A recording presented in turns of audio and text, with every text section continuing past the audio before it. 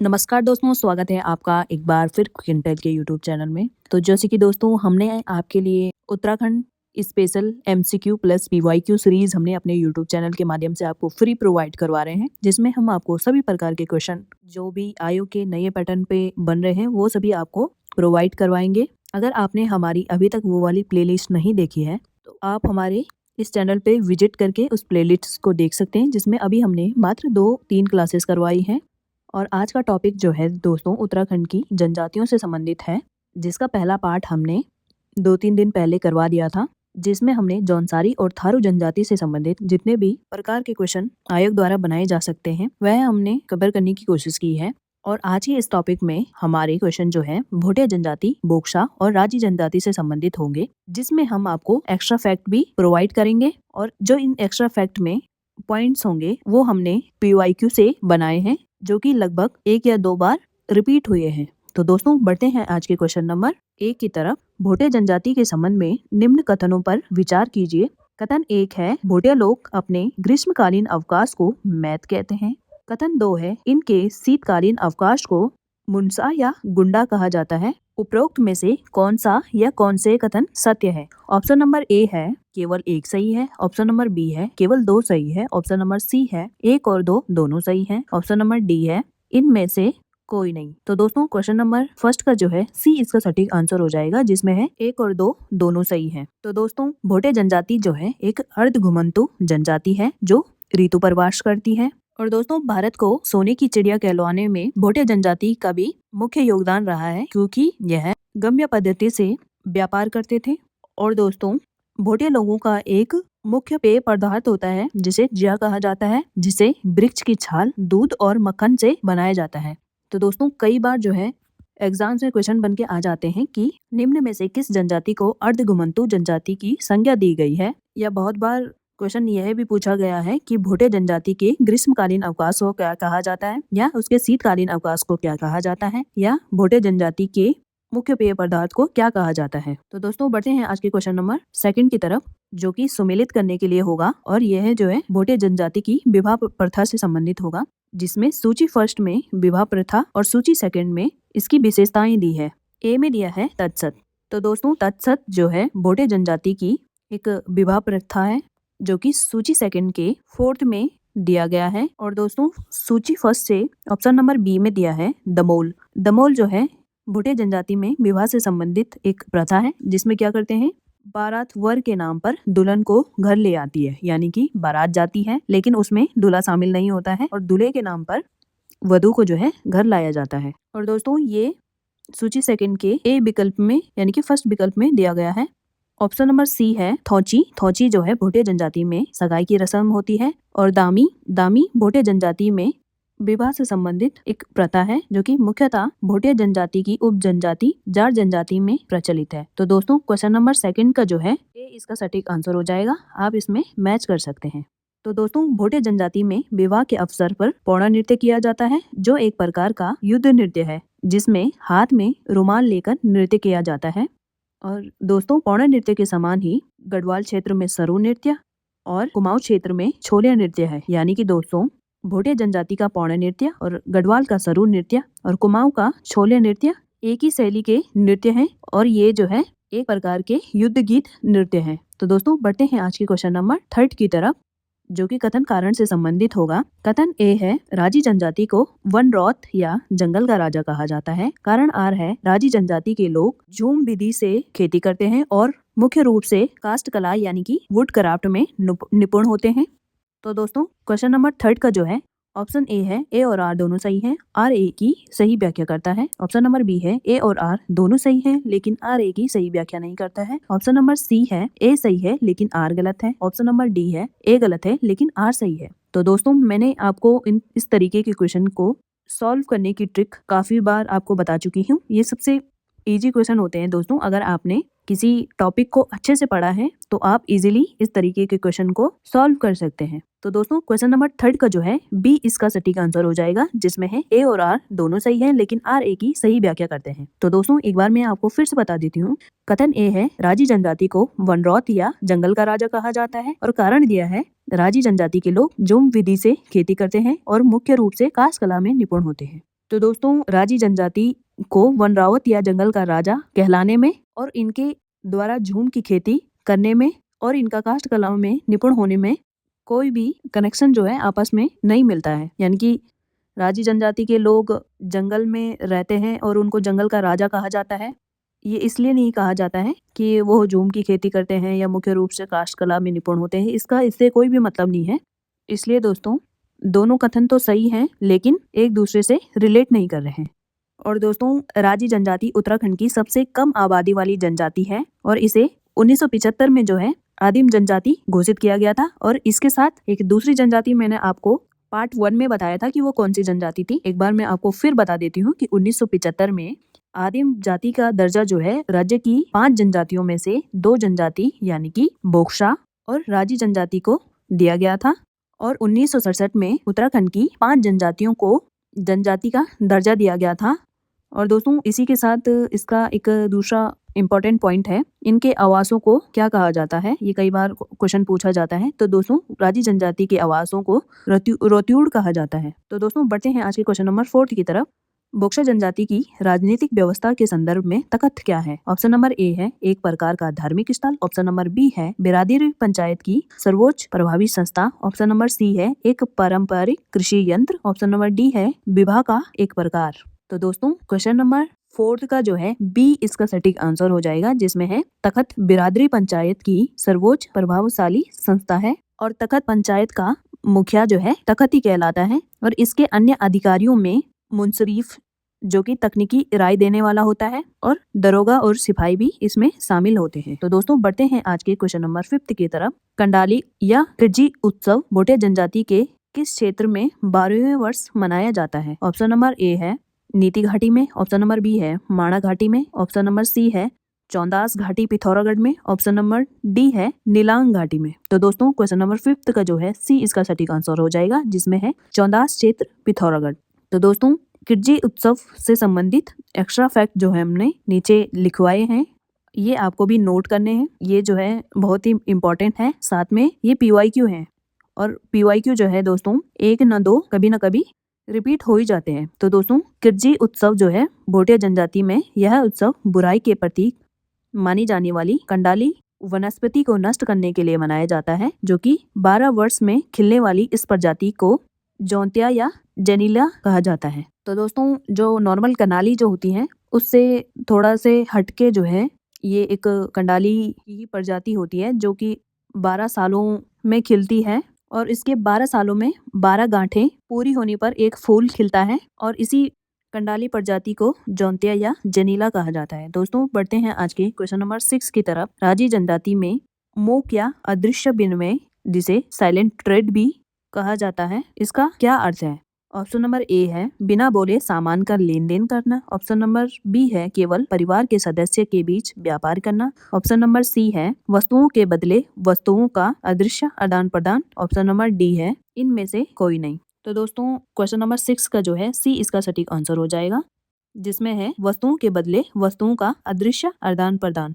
दोस्तों मुझे नहीं पता कि आपके पास ये चैप्टर था या नहीं था, पर जब हम 6वीं या 7वीं 8वीं में पढ़ते थे तो हमारे पास एक वन रावत नाम से एक चैप्टर होता था, जिसमें अच्छे से बताया जाता था कि जो वन रावत होते हैं वो रात में आसपास के घरों में आते हैं और जो भी उनको चीज़ चाहिए होती है तो उसको एक लकड़ी के टंकीनुमा बर्तन में उसके साक्ष्य छोड़ देते थे। साक्ष्य मतलब वो चीज़ें छोड़ दी, जैसे मसाला चाहिए होगा तो थोड़ा सा मसाला डाल दिया कि हमको ये चीज़ चाहिए, और उसके बदले जो है किसी को भी कास्ट के बर्तन चाहिए होते थे तो वो भी उसी से संबंधित कुछ ऐसे निशान छोड़ देते थे, ताकि जो वनरावत हो उनको पता चल जाए कि इनको किस चीज़ की आवश्यकता है और आसपास के गांव वाले लोग या उस घर के लोग भी जान पाए, मतलब जान जाते थे कि इनको क्या चाहिए, क्योंकि वो उसमें कुछ ना कुछ उस टंकी में कुछ साक्ष्य छोड़ जाते थे कि हमें ये चीज़ चाहिए, आप इसके बदले हम आपको ये देते हैं और आप हमें ज़रूरत का सामान दीजिए। मतलब बिल्कुल भी दोस्तों उनका आपस में कोई बातचीत नहीं होती थी। ये काम जो है, ये ट्रेड जो है उनका रात में होता था, इसलिए इसे मूक या अदृश्य विनिमय भी कहा जाता है।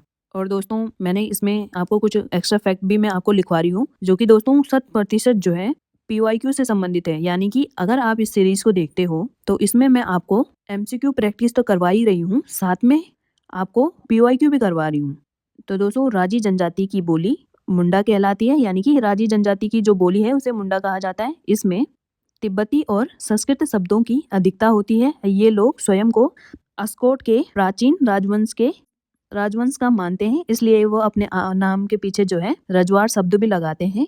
ये आपने काफी बार सुना होगा। तो दोस्तों बढ़ते हैं आज के क्वेश्चन नंबर 7 की तरफ। जाट जनजाति के संदर्भ में निम्न कथनों में से कौन सा कथन असत्य है? तो दोस्तों आपको मैंने कई बार बताया है, जो बेसिक गलतियां जो हमसे हो जाती है ना, और हमारा 1 नंबर कट जाता है, तो दोस्तों ये जो होती है हमारी ज्यादातर क्या है, हम पढ़ लेते हैं कि जाट जनजाति के संदर्भ में, और आगे पढ़ते ही नहीं है, इसमें सही नहीं दिया है या असत्य दिया है ये पढ़ते नहीं, और जोश में हमको लगता है हमको सब आता है और हम जो है असत्य पढ़ना भूल जाते हैं। और जो भी हमको अगर पहला पॉइंट लग गया ना कि पहला पॉइंट इसमें सही दिया है, हम डायरेक्ट टिक कर देते हैं। तो दोस्तों सबसे पहले आपको क्वेश्चन को ढंग से पढ़ना है, तभी उसका आंसर देना है। तो दोस्तों क्वेश्चन नंबर 7 का ए ऑप्शन है, ये उत्तरकाशी के जांदुम और नेलांग घाटी में निवास करते हैं। ऑप्शन नंबर बी है, जाट जनजाति बौद्ध धर्म की अनुयायी है। ऑप्शन नंबर सी है, इनकी बोलचाल की भाषा रोम्बा है। ऑप्शन नंबर डी है, जाट जनजाति में ब्राह्मण कार्य करने वाले को भरे कहा जाता है। दोस्तों क्वेश्चन नंबर 7 का जो है डी इसका सटीक आंसर हो जाएगा, जिसमें आपको गलत बताना था, यानी कि जाट समाज में ब्राह्मण कार्य करने वाले को भरे नहीं लामा कहा जाता है। और भरे या तांत्रिक शब्द का प्रयोग जो है दोस्तों, आपको मैंने पहले पढ़ाया था कि भरे या तांत्रिक शब्द का प्रयोग बोक्सा जनजाति में तंत्र मंत्र के ज्ञाता के लिए किया जाता है। यानी कि दोस्तों जो ब्राह्मण का कार्य जाट जनजाति में करता है उसे लामा कहा जाता है। तो दोस्तों बढ़ते हैं आज के क्वेश्चन नंबर 8 की तरफ। बोक्सा जनजाति में ग्राम खेड़ी का मुख्य कार्य क्या माना जाता है? ऑप्शन नंबर ए है अच्छी शिक्षा प्रदान करना। ऑप्शन नंबर बी है व्यापार में वृद्धि करना। ऑप्शन नंबर सी है गांव फसल और पशुधन की रक्षा करना। ऑप्शन नंबर डी है वर्षा करवाना। तो दोस्तों क्वेश्चन नंबर 8 का जो है सी इसका सटीक आंसर हो जाएगा, जिसमें है गांव फसल और पशुधन की रक्षा करना। तो दोस्तों बोक्सा जनजाति में ग्राम खेड़ी देवी गांव फसल और पशुधन की रक्षा करने वाली देवी मानी जाती है, और प्रत्येक बोक्सा परिवार के घरों में खेड़ी देवी का एक मंदिर अवश्य होता है। और दोस्तों एक्स्ट्रा फैक्ट में है, बोक्सा लोग काशीपुर की चामुंडा देवी को अपने सबसे बड़ी देवी मानते हैं। और दोस्तों बोक्सा लोग जो है सकारिया देवता इनके ग्राम देवता भी कहे जाते हैं। बढ़ते हैं आज के क्वेश्चन नंबर 9 की तरफ, जो कि होगा सुमेलित कीजिए। ये क्वेश्चन जनजाति से संबंधित होगा। आगे आपको शब्द दिए हैं और उसी के सामने आपको जनजाति विशेष में वह किस संबंध में प्रयुक्त होता है या उसका क्या अर्थ है, आपको ये मिलान करना है। इसको मैं डायरेक्ट आपको सुमेलित कर देती हूँ। रंगा भोटे जनजाति में पुरुषों का एक कोटनुमा परिधान होता है, और मुंडा में आपको पहले बता चुकी हूँ कि मुंडा जो है राजी जनजाति की बोली है। और ऑप्शन सी में दिया है रोट्यूड़, वो राजी जनजाति के आवास को रोट्यूड़ कहते हैं।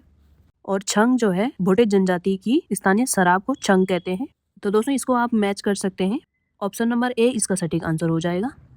और भोटिया जनजाति की स्त्रियों के सिर पर दोस्तों बीरावली या पतेली आभूषण धारण करती हैं, और लाक्षेक नामक यह एक अंगूठी पहनती हैं। तो दोस्तों बढ़ते हैं आज की क्वेश्चन नंबर 10 की तरफ, जो कि फिर से होगा कथन और कारण से संबंधित। इससे पहले दोस्तों अगर आप चैनल पर नए हैं तो वीडियो को लाइक और चैनल को सब्सक्राइब करिए। इससे मुझे यह पता चलता है कि आपको क्वेश्चन का पैटर्न जो है पसंद आ रहा है कि नहीं है। और एक कमेंट भी ड्रॉ कीजिए कि आपको क्वेश्चन कैसे लग रहे हैं या इसमें मैं क्या बेहतर आपके लिए कर सकती हूँ। तो दोस्तों बढ़ते हैं आज के क्वेश्चन नंबर 10 की तरफ। कथन ए है भोटी जनजाति का मुख्य व्यवसाय व्यापार रहा है। कारण आर है 1962 से पहले ये लोग नीति माणा और दारमा दरों के माध्यम से तिब्बत से व्यापार करते थे। ऑप्शन नंबर ए में दिया है ए और आर दोनों सही हैं और आर ए की सही व्याख्या करता है। ऑप्शन नंबर बी में है ए और आर दोनों सही हैं लेकिन आर ए की सही व्याख्या नहीं करता है। ऑप्शन नंबर सी है ए सही है लेकिन आर गलत है। ऑप्शन नंबर डी है ए गलत है लेकिन आर सही है। तो दोस्तों क्वेश्चन नंबर 10 का जो है ए इसका सटीक आंसर हो जाएगा, जो कि एक दूसरे से एकदम रिलेट करते हैं।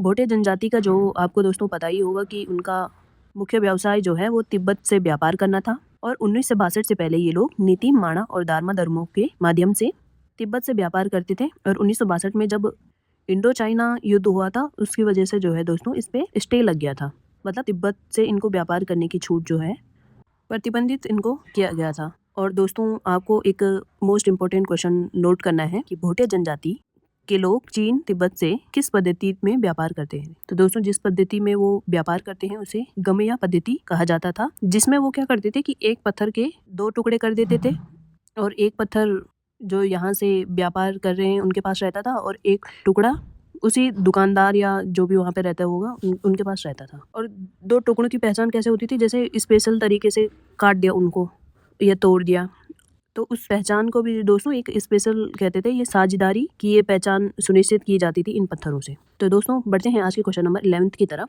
टिक्कड़ क्या है? इसका उल्लेख बोक्सा जनजाति के संदर्भ में मिलता है। ऑप्शन नंबर ए है एक प्रकार का लोक नृत्य। ऑप्शन नंबर बी है नई फसल कटने से पूर्व खेत में चढ़ाई जाने वाली बड़ी रोटी। ऑप्शन नंबर सी है विवाह की एक रस्म। ऑप्शन नंबर डी है एक आभूषण। तो दोस्तों क्वेश्चन नंबर 11 का जो है बी इसका सटीक आंसर हो जाएगा, जिसमें एक नई फसल के कटने से पूर्व खेत में चढ़ाई जाने वाली बड़ी आकार की रोटी। तो दोस्तों आपने नॉर्मली देखा होगा कि आपके घरों में जो वैसी बड़ी सी और मोटी सी रोटी बना देते हैं, तो अक्सर लोग कह देते हैं कि क्या बनाए तूने, ऐसा टिक्कड़, मतलब गाँव में बोलते हैं कि रोटियां क्या बनाई टिक्कड़। दोस्तों हो सकता है कि कुमाऊं क्षेत्र में कुछ और बोलते हैं, पर मैं गढ़वाल क्षेत्र से हूँ, इसलिए हमारे यहाँ नॉर्मली भी कह देते हैं कि क्या है ऐसी टिक्कड़ सी रोटी बना रखी। तो दोस्तों इससे भी आप लगा सकते हैं। एक्स्ट्रा फैक्ट में है दोस्तों, बोक्सा जनजाति के प्रमुख त्योहारों में चैती, नौबी, रामलीला, दिवाली, तेरस और होली शामिल होती है। इनका सबसे प्रमुख त्योहार जो है वो चैती होता है, जो काशीपुर में बड़ा मेला लगता है। दोस्तों कई बार क्वेश्चन ये भी पूछा जाता है कि चैती मेला कहाँ लगता है, तो दोस्तों आपको बताना है कि चैती मेला जो है काशीपुर में लगता है। दोस्तों बढ़ते हैं आज के क्वेश्चन नंबर 12 की तरफ। राजी जनजाति के मुख्य देवता कौन है?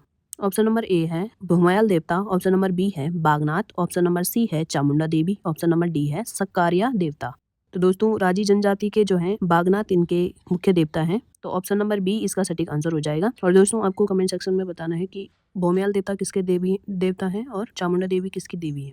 इसके अलावा दोस्तों राजी जनजाति से संबंधित एक्स्ट्रा फैक्ट में है, राजी लोग बागनाथ के अलावा गणनाथ, मलेनाथ और मल्लिकार्जुन चुरमुल सेम देवताओं की भी पूजा करते हैं। इनका प्रमुख त्योहार जो है कर्क संक्रांति और मकर संक्रांति होती है। तो दोस्तों बढ़ते हैं आज के क्वेश्चन नंबर 13 की तरफ। जौनसार भावर के क्षेत्र में प्रचलित ब्योरा प्रथा का संबंध किससे है? ऑप्शन नंबर ए है मृत्यु संस्कार। ऑप्शन नंबर बी है सलाह देने की एक प्रथा। ऑप्शन नंबर सी है फसल कटाई का उत्सव। ऑप्शन नंबर डी है विवाह शुल्क। तो दोस्तों क्वेश्चन नंबर 13 का जो है बी इसका सटीक आंसर हो जाएगा, जिसमें ब्योरा देना यानी कि सलाह देने की एक प्रथा होती है, जिसमें जौनसार भावर के लोग एक मीटिंग या समिति को बैठाते हैं और उसके बाद वो उसमें ब्यौरा यानी कि संबंधित मुद्दे पर सलाह देते हैं। इसी तरह दोस्तों जौनसार बावड़ क्षेत्र में उष्टांडा और विष्टांडा जौनसार क्षेत्र में पंचायत द्वारा न्यायों के बदले वसूले जाने वाले शुल्क को उष्टांडा व विष्टांडा कहा जाता है। तो दोस्तों बढ़ते हैं आज के क्वेश्चन नंबर 14 की तरफ। भोटे जनजाति के संबंध में कौन सा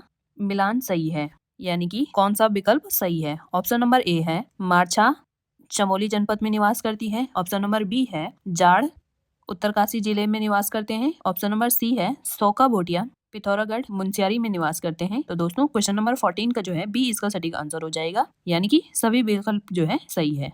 तो दोस्तों भोटिया जनजाति से संबंधित एक्स्ट्रा फैक्ट में है, चमोली में मारसा तोलचा को रोंगपा कहा जाता है, जबकि पिथौरागढ़ के मुंशियार क्षेत्र के भोटियाओं को शोका या जौहरी कहा जाता है। और दोस्तों इसके एक्स्ट्रा फैक्ट और पीवाईक्यू में है, ट्रेल ने भोटियाओं को तिब्बत मूल का बताया है और भोटिया शब्द का सबसे प्रथम प्रयोग जो है वो एटकिंसन द्वारा किया गया था। तो दोस्तों अगर आपको एग्जाम में क्वेश्चन पूछ लिया जाता है कि भोटिया जनजाति को तिब्बत मूल का किसने बताया है, तो दोस्तों आपको इसका आंसर करना होगा ट्रेल। और अगर आपसे पूछा जाता है कि भोटिया शब्द का सर्वप्रथम प्रयोग किसने किया था, तो आपको इसका आंसर देना है एटकिंसन। तो दोस्तों बढ़ते हैं आज के क्वेश्चन नंबर 15 की तरफ। बोक्सा जनजाति को सर्वप्रथम आदिम जनजाति की सूची में किस वर्ष रखा गया? ऑप्शन नंबर ए है 1967। ऑप्शन नंबर बी है 1975। ऑप्शन नंबर सी है 1981। ऑप्शन नंबर डी है 1950। तो दोस्तों क्वेश्चन नंबर 15 का जो है सी इसका सटीक आंसर हो जाएगा, जिसमें है 1981। तो दोस्तों मैंने आपको ये क्वेश्चन जो है काफी बार आपको करवा चुकी हूँ कि 1967 में जो है बोक्सा के साथ उत्तराखंड की अन्य 4 जनजातियों को भी 1967 में जो है जनजाति का दर्जा दिया गया था, जबकि 1981 में उत्तराखंड की 2 जनजातियों को आदिम जनजाति का दर्जा दिया गया था। उनमें से एक है बोक्सा और दूसरी है राजी। तो दोस्तों बढ़ते हैं आज के क्वेश्चन नंबर 16 की तरफ। भद्रराज देवता को जौनसार बावर क्षेत्र में किस रूप में पूजा जाता है? ऑप्शन नंबर ए है वर्षा के देवता। ऑप्शन नंबर बी है युद्ध के देवता। ऑप्शन नंबर सी है व्यापार के देवता। ऑप्शन नंबर डी है ज्ञान के देवता। तो दोस्तों आपको ये तो पता ही होगा कि भद्रराज टेम्पल जो है वो मसूरी में है और दोस्तों भद्रराज देवता को वर्षा के देवता के रूप में पूजा की जाती है। तो दोस्तों क्वेश्चन नंबर 16 का जो है ए इसका सटीक आंसर हो जाएगा, जिसमें है वर्षा के देवता। भद्रराज को पशुधन के रक्षक देवता के रूप में विशेष मान्यता प्राप्त है और इन्हें वर्षा के देवता के नाम से भी इनका परिचय दिया जाता है। तो दोस्तों बढ़ते हैं आज के क्वेश्चन नंबर 17 की तरफ। निम्न में से एक सही विकल्प नहीं है। तो दोस्तों ध्यान से क्वेश्चन को पढ़िए और इसमें आपको बताना है कि कौन सा सही सुमेलित नहीं है, यानी कि कौन सा सही नहीं है। ऑप्शन नंबर ए है, बोक्सा जनजाति के लोगों द्वारा जब जेठ के महीने में नई फसल तैयार होने पर खेड़ी देवी की पूजा की जाती है। ऑप्शन नंबर बी है, काशीपुर की चामुंडा देवी बोक्सा की सबसे बड़ी देवी है। ऑप्शन नंबर सी है, बोक्सा में पुत्री को संपत्ति का अधिकार प्राप्त नहीं होता है, यानी कि पुत्री को पितृ संपत्ति में अधिकार नहीं होता है। ऑप्शन नंबर डी है, बोक्सा स्वयं को पवार राजपूत मानते हैं। तो दोस्तों अगर आप इन क्वेश्चंस को नोट करते हैं या आप इनके पॉइंट्स को नोट करते हैं तो दोस्तों आप देख सकते हैं इसमें जो है आपके लगभग 5 से 6 क्वेश्चन जो है आपके क्लियर हो सकते हैं। तो दोस्तों क्वेश्चन नंबर 17 का जो है सी इसका सटीक आंसर हो जाएगा, यानी कि इसमें दिया है बोक्सा में पुत्री को संपत्ति का अधिकार नहीं दिया जाता है, लेकिन दोस्तों ये जो है गलत हो जाएगा, जबकि दोस्तों बोक्साओं की पुत्रियों को जो है पिता की संपत्ति में पुत्र के समान ही अधिकार दिया जाता है। तो दोस्तों क्वेश्चन नंबर 17 का जो है सी इसका सटीक आंसर हो जाएगा। तो दोस्तों बोक्सा जनजाति में तंत्र मंत्र के ज्ञाता को भरारे कहा जाता है और दोस्तों बोक्साओं का जो ग्राम देवता जो होता है वो सक्कारिया देवता होते हैं और बोक्साओं की जो देवी होती है यानी कि ग्राम देवी वो खेड़ी देवी को कहा जाता है और खेड़ी देवी का मंदिर प्रत्येक बोक्सा के घर में होता है। तो दोस्तों बढ़ते हैं आज के क्वेश्चन नंबर 18 की तरफ। भोटिया लोग ऊनी जूतों को क्या कहते हैं? ऑप्शन नंबर ए है आल, ऑप्शन नंबर बी है जिंगोल, ऑप्शन नंबर सी है खकचसी या गेचू, ऑप्शन नंबर डी है बांका। तो दोस्तों क्वेश्चन नंबर 18 का जो है डी इसका सटीक आंसर हो जाएगा, जिसमें है बांके, यानी कि भोटिया जनजाति के लोग ऊनी जूतों को क्या कहते हैं? बांके कहते हैं। और दोस्तों इसी के समान जौनसार में ऊनी जूतों को आल कहते हैं, जो कि ऑप्शन नंबर ए में दिया है। और दोस्तों जौनसार में ऊनी पैजामे को झंगोली कहते हैं। और दोस्तों भोटिया लोग ऊनी पैजामे को क्या कहते हैं? भोटिया लोग ऊनी पैजामे को खकचसी या गेचू कहते हैं। तो दोस्तों 4 जो है ये पॉइंट जो है जिसमें आप काफी कंफ्यूज हो सकते हैं, उनको मैंने एक ही जगह आपको करवा दिया है। आप साथ साथ में नोट भी करिए। और आपने मेरे पिछले वीडियो में कहा था कि क्वेश्चन की संख्या जो है आपके हमेशा कमेंट आते हैं कि क्वेश्चन की संख्या आप बढ़ा दीजिए। तो आज मैंने आपके लिए लगभग 20 क्वेश्चन रखे हैं और यकीन मानिए इन 20 क्वेश्चन को अगर आप पूरे कंप्लीट देखते हैं तो आपका लगभग जनजाति से संबंधित 50 से 60 क्वेश्चन या 50 से 60 पॉइंट आपके क्लियर हो जाएंगे। तो दोस्तों बढ़ते हैं आज के क्वेश्चन नंबर 19 की तरफ। राजी जनजाति की सर्वाधिक आबादी कहाँ निवास करती है? ऑप्शन नंबर ए है देहरादून, ऑप्शन नंबर बी है पौड़ी, ऑप्शन नंबर सी है पिथौरागढ़, ऑप्शन नंबर डी है चमोली। तो दोस्तों क्वेश्चन नंबर 19 का जो है सी इसका सटीक आंसर हो जाएगा, जिसमें है राजी जनजाति की सर्वाधिक आबादी पिथौरागढ़ में निवास करती है। और दोस्तों राजी जनजाति से संबंधित एक्स्ट्रा फैक्ट मैं आपको काफी बार करवा चुकी हूँ, जिसमें मोस्ट रिपीटेड क्वेश्चन है राजी जनजाति की बोली कौन सी है? तो दोस्तों राजी जनजाति की बोली जो है वो मुंडा है। राजी जनजाति के लोग झूम की खेती करते हैं। और तीसरा पॉइंट है राजी जनजाति में पलायन प्रथा प्रचलित है, यानी कि पलायन प्रथा विवाह के लिए प्रचलित है। और दोस्तों ये क्वेश्चन भी काफी बार पूछा जाता है कि निम्न में से किन जनजाति में वधू मूल्य प्रचलित है? तो दोस्तों बढ़ते हैं आज के क्वेश्चन नंबर 20 की तरफ, जो कि आज का लास्ट क्वेश्चन होगा। जनजाति गौरव दिवस कब मनाया जाता है? ऑप्शन नंबर ए है 2 सितंबर, ऑप्शन नंबर बी है 14 नवंबर, ऑप्शन नंबर सी है 15 नवंबर, ऑप्शन नंबर डी है 4 सितंबर। तो दोस्तों क्वेश्चन नंबर 20 का जो है सी इसका सटीक आंसर हो जाएगा। जनजाति गौरव दिवस 15 नवंबर को मनाया जाता है। और दोस्तों 15 नवंबर को जो है बिरसा मुंडा, जो कि जनजातियों के लिए जिन्होंने काफी कार्य किए हैं, उनके जन्मदिन पर यह जनजाति दिवस 15 नवंबर को मनाया जाता है। और दोस्तों इसी के साथ आपको एक पॉइंट और नोट करना है, जनजाति पहचान हेतु किस समिति का गठन किया गया था? तो दोस्तों जनजाति की पहचान हेतु 1965 में दौकर समिति का गठन किया गया था। तो दोस्तों आज की क्वेश्चन यहीं पे समाप्त होते हैं। वीडियो में बने रहने के लिए धन्यवाद। और अगर आपने जनजाति से संबंधित पार्ट 1 नहीं देखा है तो आप हमारे चैनल पे विजिट करके पार्ट 1 देख सकते हैं। और दोस्तों अभ्यास ही एक ऐसी चीज है जो हमें हमारा आंकलन करती है और हमें बताती है कि अगर हमने कोई चैप्टर पढ़ा है तो हमें वो याद हुआ है कि नहीं हुआ है। तो दोस्तों इसी प्रकार की वीडियो के लिए वीडियो को लाइक और चैनल को सब्सक्राइब करना ना भूलिएगा। मिलते हैं नेक्स्ट वीडियो में, तब तक के लिए धन्यवाद।